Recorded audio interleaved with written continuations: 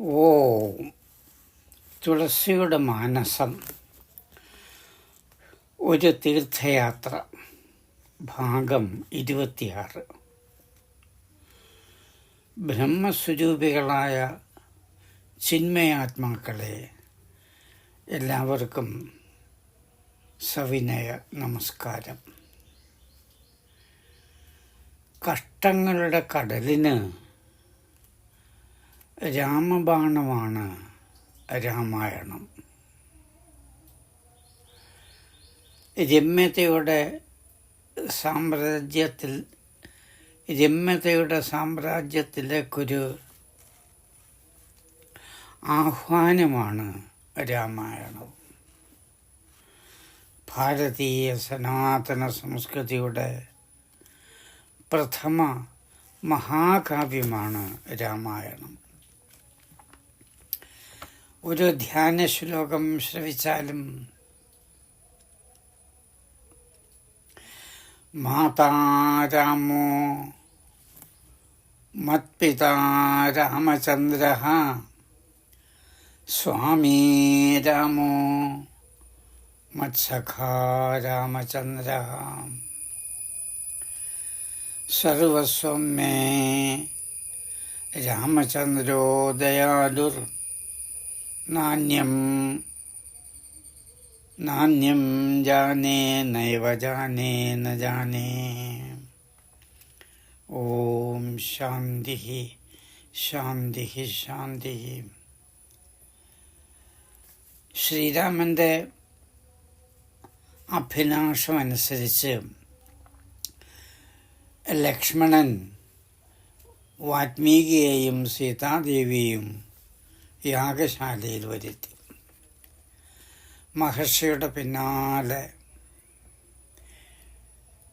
യാഗവേദിയിലേക്ക് മന്ദം നടന്നെത്തിയ വൈദേഹിയെ ദർശിച്ചതും സദസ്സർ പുളകതഗാത്രരായി കൂപ്പുകൈകളോട് അഭിവാദ്യം അർപ്പിച്ചു. ലവകുശന്മാർ വാൽമീകിനാഥനെയും വണങ്ങി മാതാ സീതാദേവിയുടെ ഇരുഭാഗത്തും കൈപിടിച്ച് ഹർഷോല്ലാസത്തോടെ നിൽപ്പായി. വാൽമീകി രാമനോടായി ഉറക്ക ഇപ്രകാരം പറഞ്ഞു: സംശുദ്ധയാണെന്ന ഉത്തമ വിശ്വാസത്തോടെയാണ് ഉപേക്ഷിക്കപ്പെട്ട ഗർഭിണിയായ സീതയെ ആശ്രമത്തിൽ താമസിപ്പിച്ചതും അയോധ്യയുടെ ഭാവി വാഗ്ദാനങ്ങളായ കുമാരന്മാർക്ക് അനുയോജ്യമായ വിദ്യാഭ്യാസങ്ങളെല്ലാം നൽകി ഇങ്ങോട്ടയച്ചതും. ഒരു വ്യാഴവട്ടക്കാലം തപസ്വിനിയായി ആശ്രമത്തിൽ ജീവിച്ച ദേവിയെ ഞാനിതാ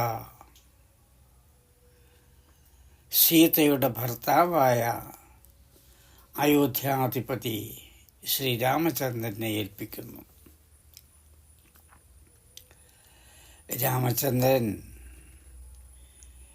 ഇത് ശ്രവണം ചെയ്തിട്ട് ഇപ്രകാരം പ്രതികരിച്ചു: സീതയുടെ വിശുദ്ധിയിൽ വിശ്വാസം മാത്രമല്ല, ദേവിയോട് ആദരവുമാണ് എനിക്കുള്ളത്. മഹർഷേ, അങ്ങയോട് ആരാധനാഭാവവും സീതയെയും പുത്രന്മാരെയും സംരക്ഷിച്ചത് കൃതജ്ഞതയുണ്ട്. മക്കൾക്ക് ഉചിതമായ ശിക്ഷണവും നൽകി. അവർ സർവകലാവല്ലഭന്മാരുമായി കുട്ടികൾ അത് തെളിയിച്ചു. എന്നാൽ ജനാപവാദത്തെ ഭയന്ന് സ്ത്രീത്വത്തോട് ചെയ്ത അപരാധത്തിന് ഞാനിതാ മാപ്പപേക്ഷിക്കുന്നു. തുടർന്ന് കൈകൂപ്പി പാദനമസ്കാരവും ചെയ്തു. അല്പനിമിഷം കഴിയുന്നു. രാമൻ്റെ മുഖഭാവം മാറുന്നു. ജനാവലിക്ക് ഞെട്ടലുളവാക്കിക്കൊണ്ട് രാമൻ വീണ്ടും പറയുകയാണ്, ഇവിടെ ഗുരുജനങ്ങളും പ്രജകളുമുണ്ട്. ഇതൊരു ധാർമ്മിക സദസ്സാണ്. ഇതിൻ്റെ മുമ്പിൽ സീത പരിശുദ്ധയാണെന്ന് സത്യം ചെയ്യണം. അയോധ്യാധിപതി ശ്രീരാമൻ്റെ പത്നിയായ സീത ജനഹൃദയങ്ങളിൽ പരിശുദ്ധിയുടെ പ്രതീകമായി പരിലസിക്കണം. ഇത് കേട്ട് സീത നടുങ്ങിപ്പോയി. പരീക്ഷണങ്ങളെ കൊണ്ട് പരവശയായ ആ സഹധർമ്മിണി സീത ഭൂമിദേവിയോട് പ്രാർത്ഥിച്ചു, അമ്മേ, ഞാൻ രാമചന്ദ്രനെ മാത്രമേ ഹൃദയത്തിൽ പ്രാണനാഥനായി പ്രതിഷ്ഠിച്ചിട്ടുള്ളൂ. മറ്റൊരു പരീക്ഷണത്തിന് അശക്തിയായ എനിക്ക് അഭയം നൽകണമേ, അഭയം തരയണമേ പ്രാർത്ഥിച്ചു. വിഷാദം തളം കെട്ടി നിൽക്കുന്ന അന്തരീക്ഷം, ചേതനയറ്റ സദസ്സ്, ആനന്ദനൃത്തം ആടിയിരുന്ന ബന്ധുജനങ്ങൾ ചലനമറ്റ നിശബ്ദരായി. അപ്പോഴതാ യാഗശാലയിൽ മിന്നലും കുലുക്കവും അനുഭവപ്പെടുന്നു. സീതാദേവി നിന്നിരുന്ന സ്ഥലം പിളർന്നു. ഒരു ദിവ്യ തേജസ്സിൻ്റെ പ്രഭാവലയത്തിൽ അകപ്പെട്ടതുപോലെ ആയി എല്ലാവരുടെയും മനസ്സ്. ഭൂമിദേവി ഇരു കരങ്ങളെ കൊണ്ടും മകളെ കെട്ടിപ്പിടിച്ചു. ആ പിളർപ്പിലൂടെ അന്തർധാനം ചെയ്തു. സീത പ്രഭവസ്ഥാനത്തിലേക്ക് മടങ്ങിപ്പോയി. പക്ഷേ സീതയുടെ പ്രഭാവം ഇന്നും ഭാരതീയ ജനഹൃദയങ്ങളെ അഗാധവുമായി സംസ്പർശിച്ചു കൊണ്ടിരിക്കുകയാണ്, സ്വാധീനിച്ചു കൊണ്ടിരിക്കുന്നു. ആത്മഭാവങ്ങളെ ചിന്തിക്കുക. ഐഹിക ജീവിതത്തിൽ ഏറ്റവും കൂടുതൽ ദുഃഖം അനുഭവിച്ചത് ആരാണ്?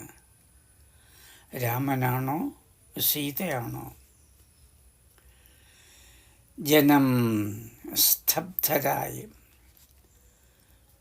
കുശലവന്മാർ അന്ധാളിച്ചു. മഹർഷി വസിഷ്ഠൻ സതീരത്നമായ സീതയുടെ ആകസ്മിക തിരോധാനം ഈശ്വരവിധിയാണെന്ന് പറഞ്ഞ് സമാധാനിപ്പിച്ചു. മാതൃവിരഹ ദുഃഖിതരായ ലവകുശന്മാരെ അമ്മമാരും സീതാദേവിയുടെ സഹോദരിമാരും സ്നേഹവാത്സല്യത്തോടെ സമാശ്വസിപ്പിച്ചു. രാമൻ അവാച്യമായ ദുഃഖത്തിൽ ആണ്ടു നിൽക്കുന്നു. മഹാലക്ഷ്മിയുടെ അവതാരമാണ് സീത. ആ ദേവിക്ക് ഭൂമാതാവ് അഭയം നൽകി. അശ്വമേധയജ്ഞം പൂർത്തിയായി. എല്ലാവരും അവരവരുടെ കർമ്മ രംഗങ്ങളിലേക്ക് യാത്രയായി. കാഞ്ചന സീതയെ അന്തഃപുരത്തിലെ ഒരു വിശിഷ്ട സ്ഥാനത്ത് പൂജാവിഗ്രഹമായി പ്രതിഷ്ഠിച്ചു. അവിടം സർവോത്കൃഷ്ടമായ സ്ത്രീത്വത്തെ ഉദ്ഘോഷിക്കുന്ന ഒരു ദിവ്യ മന്ദിരമായി തീർന്നിരിക്കുന്നു. സ്വസ്ത്യസ്തു ശുഭമസ്തു സന്തു മംഗളശതാനി.